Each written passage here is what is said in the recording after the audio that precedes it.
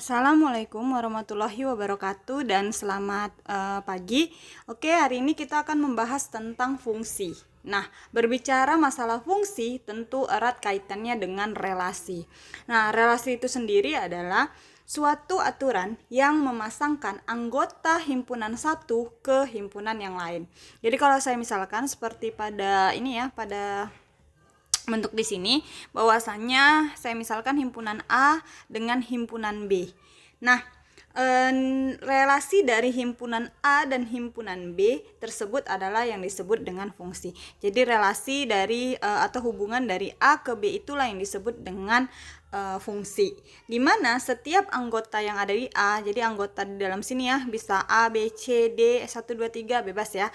Jadi anggota yang ada di dalam himpunan A ini dipasangkan dengan tepat satu pada anggota yang ada di B. Jadi yang ada di sini dipasangkan tepat hanya satu pada anggota di B. Nah, bentuk relasi pada fungsi ini kita sebutkan A itu sebagai domain atau daerah asal dan B itu sebagai kodomain atau daerah kawan ya. Nah, range-nya itu sebagai daerah hasil. Nanti kita lihat apa yang disebut dengan domain, apa yang dibentuk dengan kodomain. Nah, ini kita bisa membacakan bahwasannya fungsi dari pemetaan A terhadap B. Nah, berdasarkan dari definisi tersebut tadi ya, bahwasanya sebuah relasi dari himpunan A ke himpunan B disebut sebagai fungsi jika satu, setiap anggota himpunan A mempunyai pasangan, berarti nggak boleh jomblo. Jadi yang di A ini nggak boleh ada yang jomblo. Yang kedua, setiap anggota himpunan A hanya dipasangkan dengan satu anggota himpunan B. Yang kedua artinya nggak boleh selingkuh. Jadi si A ini ya, daerah asalnya ini nggak boleh dia jomblo dan nggak boleh juga dia selingkuh. Nah, perhatikan pada 5 bentuk relasi ini ya. Oke, yang pertama nih, oh ternyata si A ini ada yang jomblo nih, nggak ada nih, sendiri si B. Di anggota himpunan di A kan anggota himpunan di A, B, C. Jadi kalau misalnya anggota himpunan kita menulisnya dengan huruf yang kecil kalau dia berbentuk huruf. Kalau angka tetap ya. Nah, untuk himpunan itu sendiri disebutkan dengan huruf yang besar. Jadi di sini kita lihat bahwasannya anggota dari si A ini ada yang jomblo nih, ternyata si B ini nggak punya pasangan, maka dia bukan merupakan fungsi. Jadi yang pertama ini bukan merupakan bukan fungsi ya, fungsi. Nah, yang kedua kita lihat pada gambar ini, pada bentuk ini ya, pada bentuk pemetaan ini, di mana anggota A ini kita lihat, oh ternyata si B ini masih ngejomblo aja. Sementara si A ini udah selingkuh dia nih, udah dua pasangannya, pasangan yang ke-1 dan pasangan yang kedua. Udah fatal banget ya, karena B-nya jomblo, A-nya selingkuh. Nah, ini juga nggak bisa disebut sebagai fungsi. Jadi ini bukan merupakan bentuk fungsi, karena dia udah si B-nya jomblo, si A-nya selingkuh, bukan fungsi. Nah, kita lihat pada si yang bentuk yang ketiga. Di sini A-nya oke, punya pasangan, B punya pasangan, C punya pasangan. Walaupun A sama B ini pasangannya itu sama, yaitu angka 1 ya. Itu nggak masalah. Yang penting kita lihat pada si A-nya ini. A-nya ini nggak boleh jomblo dan nggak boleh selingkuh. Dia masing-masing punya pasangan dan nggak ada yang selingkuh. Nah, ini merupakan bentuk dari fungsi. Oke ya. Nah, sekarang yang ini. Nah, ini lebih bagus lagi ya, masing-masing punya pasangan tanpa merebut pasangan yang lain. Si A punya pasangannya 1, si B punya pasangannya 2, si C juga punya pasangannya si 3. Nah, ini merupakan fungsi karena masing-masing punya pasangan dan dia tidak jomblo. Ya, fungsi. Nah, yang sekarang gambar ketiga. Wah, ini tiga-tiganya memperebutkan 1 nih. Jadi A ke-1, B ke-1, C juga ke-1 nih, tiga-tiga yang memperebutkan 1 nih. Si B-nya ini yang selingkuh ya. Tapi nggak masalah, yang penting si A ini nggak boleh selingkuh dan nggak boleh jomblo. Nah, berarti dia juga merupakan fungsi ya. Nah, jadi bisa dilihat ya perbedaan bahwasannya dia nggak boleh ada anggota yang nggak punya pasangan atau tidak boleh dia pasangannya ganda. Di A, jadi patokannya pada A. Perhatikan pada si A. Oke, ini saya contohkan ya. Sebenarnya contohnya dari yang tadi ya, bentuk relasi yang tadi. Jadi A di sini himpunan A, di sini himpunan B. Anggota dari himpunan A adalah A, B, C dan anggota dari himpunan B adalah 1, 2 dan 3. Nah, untuk menentukan apakah yang dimaksud dengan domain, domain itu kan daerah asal. Berarti segala himpunan yang ada di segala anggota yang ada di himpunan A ini merupakan domain. Makanya kita buat domainnya adalah A, B, C. Jadi penulisannya seperti ini ya. Kurung kurawal, baru A, B, C, kurung lagi. Nah, kodomain itu daerah lawan. Jadi lawannya itu adalah segala sesuatu anggota yang berada di himpunan B. Jadi anggota dari himpunan B itu 1, 2, dan 3. Jadi kodomainnya itu 1, 2, dan 3. Nah, range itu adalah daerah hasil. Jadi yang dari himpunan si A ini dipetahkan terhadap si B, anggota B yang mana aja yang kena peta gitu ya, kena pemetaan. Nah, yang ternyata yang kena adalah 1 dan 3. Ya, yang kena pemetaannya adalah 1 dan 3. Maka range-nya itu 1 dan 3. Nah, fungsi F dapat dinyatakan dalam bentuk seperti ini. A dipetakan terhadap 1, B dipetakan terhadap 1 juga, C dipetakan terhadap 3. Maka penulisannya A,1, B,1, dan C,3. Nah, jadi kalau misalnya ditanya kemana domain, kodomain, range, dan bentuk fungsi pernyataan fungsi tersebut, udah tahu ya cara penulisan dan penentuannya. Oke, nah kita masuk dalam jenis fungsi. Nah, ada 2 jenis fungsi sebenarnya ya, cuman ini mungkin nggak ketuliskan. Jadi ada 2 jenis fungsi yang akan kita pelajari atau kita pahami. Yang pertama adalah fungsi aljabar. Fungsi aljabar itu terdiri dari ini. Nah, ini sebenarnya fungsi aljabar. Ya, fungsi aljabar. Yaitu bentuk fungsi konstan, fungsi linier, dan fungsi kuadrat. Yang kedua adalah fungsi transenden, yaitu yang pertama fungsi logaritma. Dua, fungsi dari eksponen, dan ketiga adalah fungsi dari trigonometri ya. Nah, ini merupakan fungsi dari transenden. Sebenarnya banyak ya, cuman yang kita bahas adalah 2 ini, yaitu fungsi pada aljabar dan fungsi pada transenden. Nah, fungsi aljabar yaitu pertama fungsi konstan. Fungsi konstan itu fungsi yang variabel bebasnya pangkatnya 0. Ya, variabel bebasnya pangkat 0. Jadi sehingga ditulis cuman Y sama dengan C. C inilah konstan tadi ya kan. Dan atau fx, yaitu bisa dituliskan sebagai fx, fungsi dari si x, yaitu sama dengan fungsi dari si x. Fungsi dari x nya itu c. Jadi misalnya contoh gini, y sama dengan 3 atau fx sama dengan 3. Artinya kalau sini kan berarti y nya ini bentuk 3. Maka ini kalau kita buat di sini misalnya angka 3, dia bentuknya mendatar gini. Ya, ini fungsi dari fx sama dengan C. Nah, itu ketika dia fx sama dengan C. Gimana kalau misalnya dia fy saya misalkan sama dengan P, maka ini berupa garis tegak lurus. Kalau tadi terhadap y sama dengan C tadi, fx sama dengan C, maka dia berbentuk mendatar. Ya, mendatar seperti ini, sejajar dengan sumbu x. Nah, ini kan sumbu y, ini sumbu x. Jadi dia garisnya sejajar dengan sumbu x. Tapi kalau misalnya bentuk fungsinya seperti ini ya, misalnya fy sama dengan 3 gitu, maka gambarnya itu, oke, ini saya grafiknya ya, saya hapus dulu. Oke, nah ini bisa saya gambarkan seperti ini. Berarti di sini 3.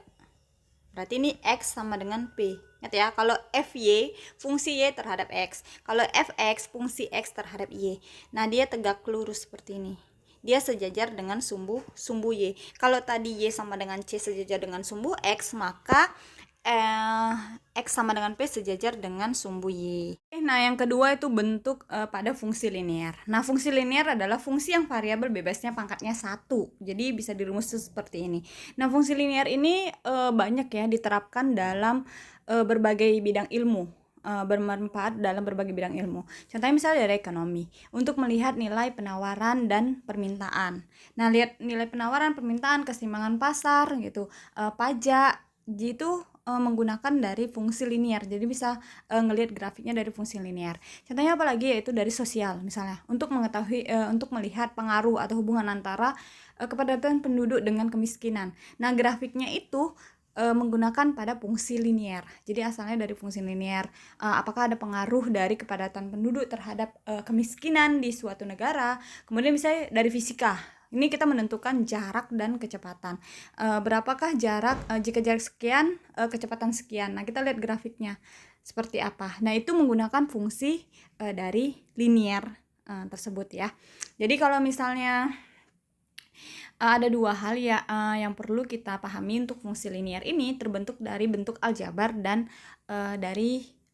diaplikasikan dalam bentuk geometri. Geometri itu yaitu berupa grafik atau gambar. Jadi aljabarnya dulu, aljabarnya itu seperti ini ya. Kemudian diaplikasikan dalam bentuk grafik. Jadi grafiknya garis lurus seperti ini ya. Dimana ada nilai X dan nilai Y-nya. Oke? Nah, jadi saya misalkan seperti ini. Jika X ini ya, Y. Jadi X-nya misalnya 1, Y-nya hasilnya jadi 2. X-nya 2, Y-nya jadi 4, X-nya 3, Y-nya jadi 6 sampai dengan seterusnya. Nah, ini kalau misal kita buat pemetaannya ya.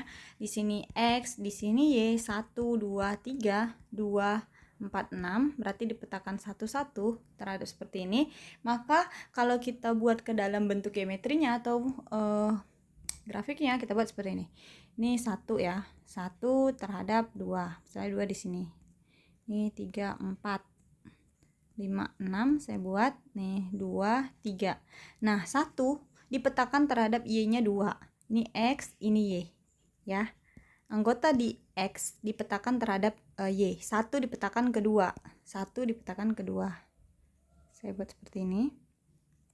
Dah, kemudian 2 dipetakan kepada 4. 2 dipetakan ke 4. Dan 3 dipetakan ke 6. Ini garis putus-putus ya. Oke. Nah, ini kalau misalnya kita tarik garis lurus, ini nggak lurus karena grafiknya. Ini kalau nggak lurus karena grafiknya saya buat asalan ya. Tapi kalian pakai penggaris deh supaya dia rapi. Nah, ini sebenarnya garis lurus harusnya. Tapi saya memetakannya salah nih. Membuat grafiknya salah. Nah, seperti ini. Nah, dia membentuk garis lurus. Garis lurus inilah yang disebut dengan grafik dari fungsi linear. Linear itu dalam bahasa Indonesia lurus, berarti dia membentuk garis yang lurus. Nah, di sini dengan bentuknya seperti ini. Jadi ketika X-nya 1, Y-nya 2, X-nya 2, Y-nya 4, X-nya 3, Y-nya 6, kita bisa membuat rumusnya bahwasanya Y sama dengan 2X. Nah, ketika X-nya 1, berarti 2 kali 1, hasil Y-nya 2. Ketika X-nya 2, ya, 2 kali 2, Y-nya 4. Ketika X-nya 3, 2 kali 3, Y-nya 6. Nah, bentuk rumusnya seperti ini. Nah, bisa dibuatkan dalam bentuk gini. Tadi kan Y sama dengan AX tambah B ya. Berarti Y-nya itu ini Y, berarti A-nya itu 2. Ini X, B-nya berarti 0. B-nya di sini 0 ya, pada bentuk ini B-nya 0. Jadi maka bentuk rumusnya seperti ini. Y sama dengan 2X. Nah, bentuk AX tambah B. Y sama dengan AX tambah B.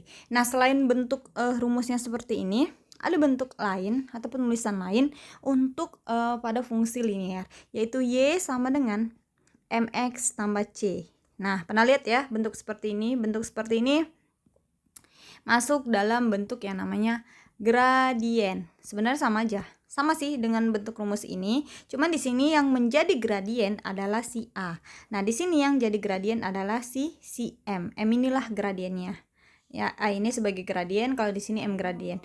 Nah, supaya kita nggak bingung ya, maka untuk membuat atau mencari gradiennya kita pakai rumus yang ini. Ya, dengan X berpangkat 1 tadi, X pangkat 1 membentuk garis miring.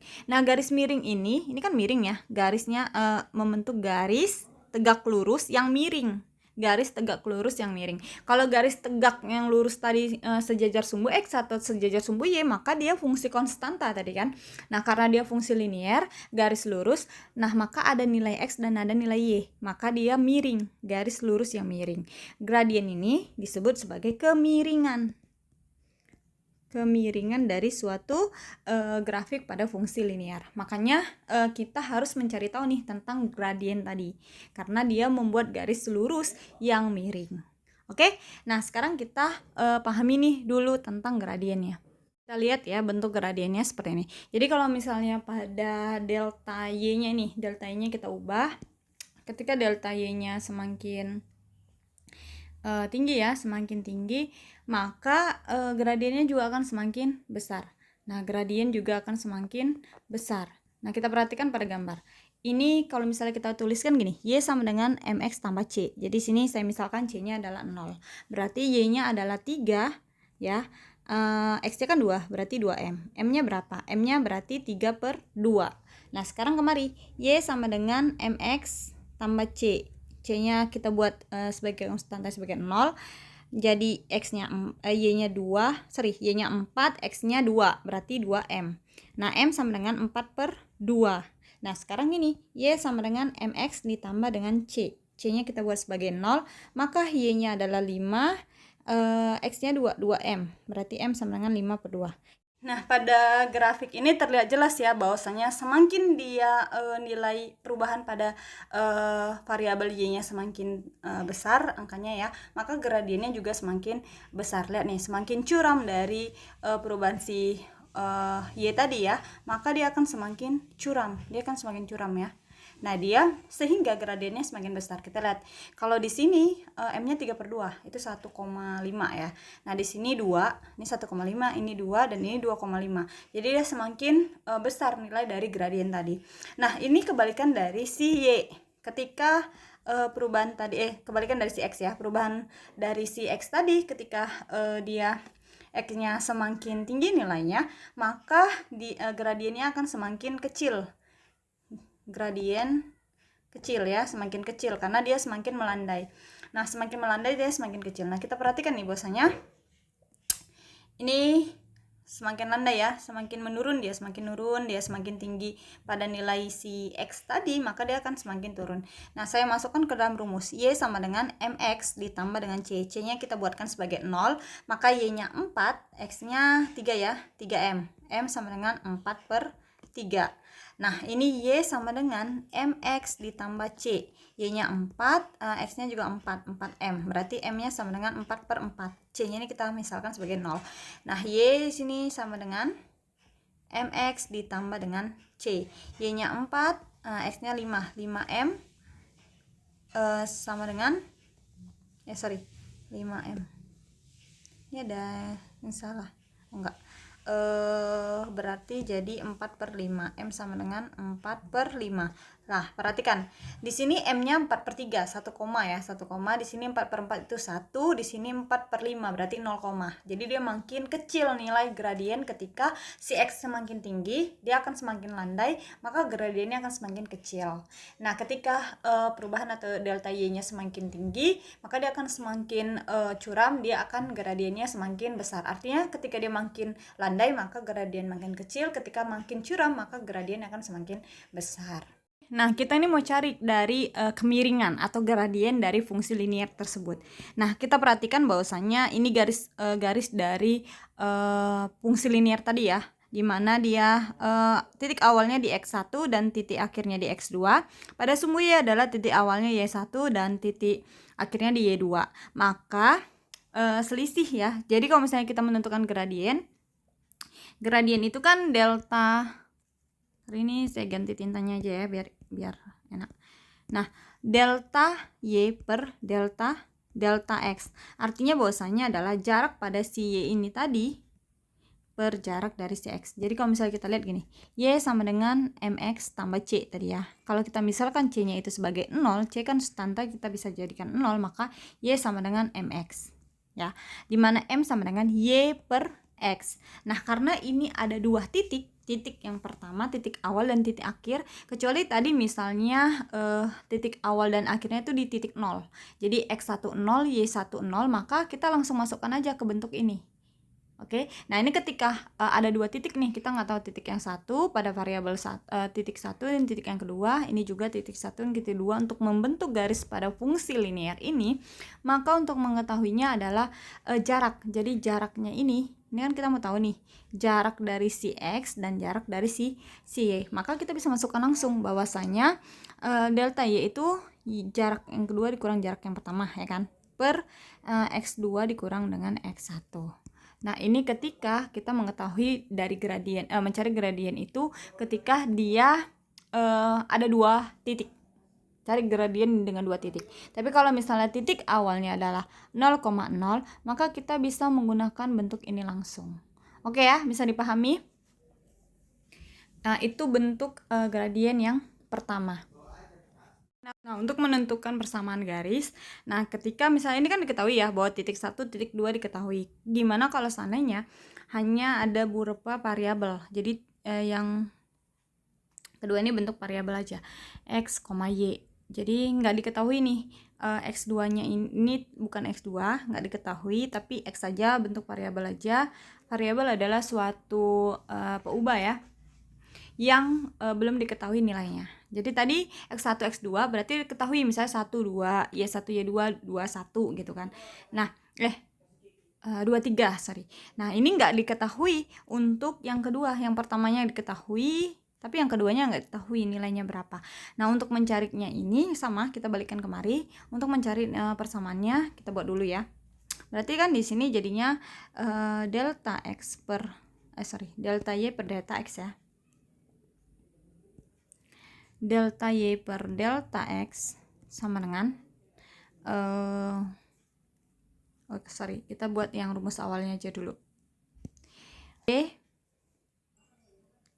Y sama dengan MX. M-nya kita tahu bahwasannya bentuknya ini kita ganti jadi, berarti ini berubah ya, menjadi delta Y per delta X sama dengan Y dikurang Y1 per X dikurang X1. X2 di sini berubah jadi X, Y2 di sini berubah menjadi Y. Nah, makanya bentuknya seperti ini. Nah, ini tinggal kita masukin aja ke dalam sini. Y dikurang Y1 sama dengan M tadi ya, M sama dengan kan delta Y per delta X. Kita masukkan M sama dengan Y kurang Y1 per X kurang X1. Nah, ini kita kalikan silang, maka dia jadi Y kurang Y1 sama dengan M X dikurang X1. Nah, ini bentuk untuk mencari persamaan ketika hanya satu titik yang diketahui.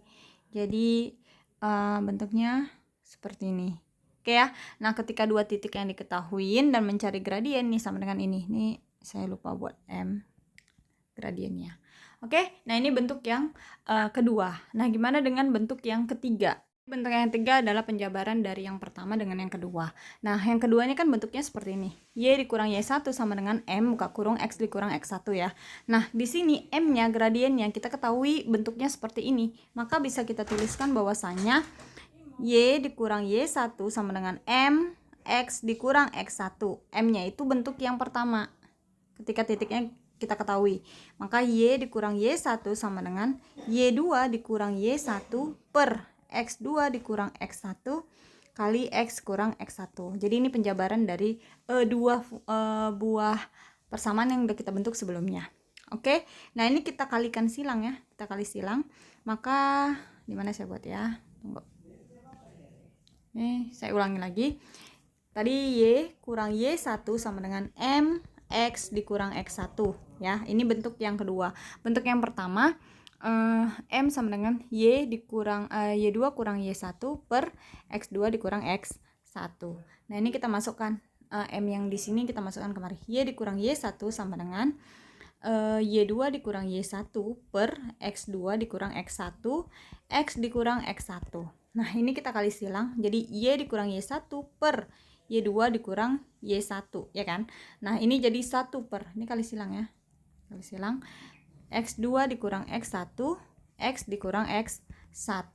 Nah, maka Y dikurang Y1 per Y2 dikurang Y1 sama dengan X dikurang X1 per X2 dikurang X1. Nah, ini ketika kita mau cari persamaannya, persamaan dengan dua titik. Kalau yang pertama tadi persamaan dengan satu titik X1 dan titik Y1. Yang sebelumnya lagi adalah mencari gradien ketika dia ada dua titik X1, X2, Y1, Y2. Nah, ketika dia ada dua titik dan mencari persamaan, maka rumus yang ketiga kita gunakan. Jadi sebenarnya ada 4 rumus ya. Yang pertama adalah bentuk umum, Y sama dengan M X tambah C, di mana ini X titik pusatnya, titik awalnya 0,0 berada di titik pusat. Nah, kemudian ketika ada dua titik, maka dia kemari. Ketika mencari persamaan dengan satu titik di sini, dan ketika mencari persamaan dengan dua titik seperti ini. Oke, ada 3 hal ya tentang kedudukan pada dua garis lurus. Nanti saya akan jabarkan tentang soalnya. Kita ngebahas tentang materinya dulu. Nah, kedudukan dua garis lurus. Yang pertama adalah ketika dua garis itu saling berpotongan, maka M1 tidak akan sama dengan M2. Jadi gradien yang pertama dengan pada garis gradien yang kedua itu tidak akan sama. Yang kedua adalah ketika dua garis itu saling sejajar. Jadi sejajar ya, bentuknya sejajar, maka gradien yang pertama akan sama dengan gradien yang kedua. Nah, yang ketiga adalah ketika dua garis itu saling tegak lurus. Artinya tegak lurus ya, memotong secara tegak lurus, maka M1 dikali M2 sama dengan min 1, atau M2 itu sama dengan min 1/M1. Nah ya, ini kita nanti lihat pada contoh soalnya. Oke, contohnya seperti ini ya. Contoh pertama, tentukan persamaan garis yang melalui titik min 2,1 dan gradien min 2. Nah, ini kita tahu bahwasannya, ini saya buat titiknya di sini X dan ini Y, ini M ya, karena gradien. Nah, ini yang ditanyakan adalah persamaan garis. Jadi kita tadi punya 3, bahkan 4 ya, ketika dia berada di titik pertamanya pada pusat. Nah, ini yang diminta persamaan garis dengan satu titik dan ada gradien, maka kita bisa menggunakan rumus yang ini. Nih, satu titik dan ada gradien, kita cari persamaan garisnya. Oke, nah kita masukin aja nih dalam rumusnya. Nah, seperti ini ya. Nih, saya ulangi aja ya. Y dikurang, di sini. Y dikurang Y1 sama dengan M, X dikurang X1. Oke. Ini X1, Y1 karena diketahui nilainya. Maka Y dikurang 1 sama dengan ya, M-nya min 2. Ini kurang cantik. Oke, M-nya min 2, X dikurang X1-nya adalah min 2. Jadi kita kurung-kurungkan lagi. Y dikurang 1 sama dengan min 2. Kita selesaikan yang di dalam ya. Min kali min jadi plus 2. Oke, ini Y dikurang 1 sama dengan, ini kita kalikan ke dalam min 2X, min 2 kali X min 2X, min 2 dikali 2 sama dengan min 4. Nah, ini kita pindahkan, Y sama dengan min 2X kurang 4, ini karena negatif, maka pindah kemari jadi positif. Berarti jadi positif 1. Berarti Y sama dengan min 2X, min 4 tambah 1, berarti min 3. Nah, jadi bentuk persamaan garisnya adalah Y sama dengan min 2X dikurang 3. Sama ya, Y sama dengan min 2X dikurang 3. Oke, nah ini yang dicari tentang persamaan garis ya. Persamaan garis dengan titiknya ada 2. Ini X1 Y1 dan ini X2 Y2. Nah, kita tahu bahwasannya untuk mencari persamaan garis pada dua titik, maka rumus ini yang kita gunakan ya. Nah, sehingga bisa kita tuliskan bahwasanya Y dikurang Y1 per Y2 dikurang Y1 sama dengan X dikurang X1 per X2 dikurang X1. Nah, kita masukkan nih nilai Y-nya. Y1-nya adalah 3 per Y2. Y2 adalah 4, Y1-nya adalah 3. Nah, X dikurang X1-nya berapa? Min 2 per X2. X2-nya adalah 1, X1-nya adalah min 2. Nah, ini kita selesaikan ya. Y kurang 3 per 4 kurang 3 adalah 1. X dikurang min kali min ya. Min kali min menjadi positif. Berarti X ditambah 2 per. Nah, ini 1. Ini kan min kali min jadi positif ya. Berarti 1 tambah 2 yaitu 3. Kita tulis 3. Nah, ini bentuk seperti ini kita kalikan silang. Hasilnya adalah 3 dikali Y dikurang 3 sama dengan 1 kali X tambah 2. Jadi kita tulis X tambah 2 aja ya, satunya nggak usah karena sama. Nah, 3 dikali Y adalah 3Y dikurang 3 kali 3 adalah 9 sama dengan X ditambah 2. Nah, maka ini kita buat jadi 3Y sama dengan, kita pindahkan min 9 ini pindah ke sebelah kanan jadi positif 9. X ditambah 2 ditambah 9. Berarti ini jadi Y sama dengan 3Y sama dengan X ditambah 11. 2 tambah 9 kan 11. Nah, ini bisa sampai di sini, cuman bagus kita buatnya menjadi Y. Y sama dengan 1/3 X ditambah 11/3. 3. Atau kalau mau kita bagikan dengan 3 sama ya, seperti ini kita bagikan dengan 3. Nah, jadi hasilnya bentuknya seperti ini. 3Y sama dengan X tambah 11 atau Y sama dengan 1/3 X tambah 11 per 3. Jadi itu kalau ditanya persamaan garis dari dua titik yang diketahui. Nah, soal selanjutnya seperti ini. Tentukan persamaan garis lurus yang melalui titik 2,-3 dan sejajar. Ini ada kata sejajar dengan garis X kurang 2Y tambah 3 sama dengan 0. Nah, kita tahu bahwasanya kalau sejajar berarti ini kan ada 2 ya. Pertama dari garis lurus 2,-3 ya, pada titik 2,-3 dengan garis X kurang 2Y tambah 3 sama dengan 0. Nah, dia bentuknya sejajar, artinya garis yang pertama gradiennya akan sama dengan gradien pada garis yang kedua. Nah, jadi dia bentuk seperti ini. Kita buat dulu tadi X kurang 2Y tambah 3 sama dengan 0. Ini kita cari dulu gradiennya ya. Maka ini kita buat gini. Min 2Y sama dengan ya, min X kurang 3. Nah, kita buat Y sama dengan supaya mudah mencari gradien. Kita buat jadi Y sama dengan MX ditambah C. Jadi kita kembalikan ke bentuk rumus semula seperti ini. Maka ini jadi kalau kita kalikan dengan negatif, maka jadi 2Y sama dengan X ditambah dengan 3. Y sama dengan setengah X ditambah 3/2. Nah, dari sini saya ganti nih tintanya. Di sini kalau kita memenuhi dari persamaan Y sama dengan MX tambah C, maka M-nya yaitu setengah, 1/2. Nah, itu untuk garis yang pertama. Nah, karena M pertama itu gradien yang pada garis pertama adalah sama dengan gradien pada garis kedua, maka M1 akan sama dengan M2 yaitu 1/2. Nah, kita dapat nih bahwasanya dia 1/2 ya, 1/2 M1 dengan M2. Nah, dia bilang tadi persamaan garis yang melalui titiknya cuma ada satu, titik X1 dan Y1 dengan gradiennya setengah. Nah, ini berarti kita pakai persamaan yang ini. Y kurang Y1 sama dengan MX kurang X1. Jadi kalau soalnya seperti ini, kita cari dulu nih gradien dari garis yang udah diketahui, dari persamaan garis yang ada pada soal. Nah, ini kemudian kita masukkan Y, ini kan min 3 ya, Y1 nya berarti min kali min 3 sama dengan gradiennya setengah X dikurang 2. Berarti ini jadi Y tambah 3 sama dengan setengah X dikurang 2. Nah, ini kita bisa buat lagi menjadi, nah kalau kayak gini supaya mempermudahnya kita kalikan dengan 2. Kita kalikan dengan penyebut sini, penyebut yang ada pecahan di situ supaya mempermudah kita dalam perhitungan.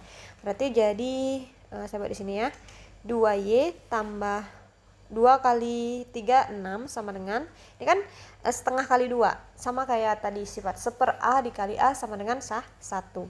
Nah, kemudian jadi X dikurang 2. Nah, ini X kurang 2 nya tetap, berarti 2Y sama dengan X dikurang 2 dikurang 6. 2Y sama dengan X dikurang 8, maka Y sama dengan setengah X dikurang 4. Atau kalau mau buat bentuk persamaannya seperti ini juga boleh ya.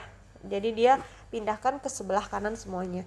Berarti dia jadi X dikurang 2Y X dikurang 2Y dikurang 8. Nah, pasti ya sama dengan 0. Oke, jadi persamaan garis lurus yang sejajar dengan garis ini adalah ini. Oke, melalui titik dari 2,-3. Nah, soal selanjutnya ya, soal yang kedua tuh ini.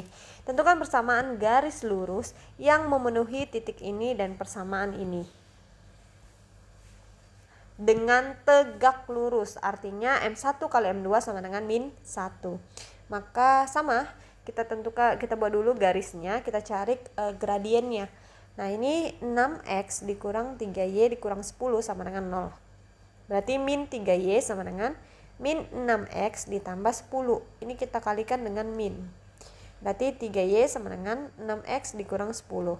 Y sama dengan 6 bagi 3. X dikurang 10/3. Kalau menurut pada rumus Y sama dengan MX tambah C, maka terpenuhi bahwa M-nya sama dengan 6/3, yaitu 2. Nah, gradien pertama itu 2, sementara dia tegak lurus, artinya M1 nggak nampak ya. Nah, artinya nih M1 kali M2 sama dengan min 1. Nah, atau M2 sama dengan min 1 per M1, berarti min setengah karena M-nya tadi 2.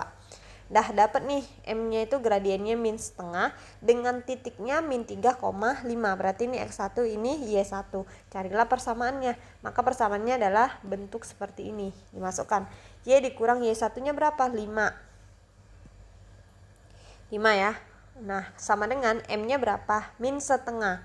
Dibuka kurung X tambah 3. Kenapa tambah 3? Karena negatif 3 dikali negatif sama dengan positif 3.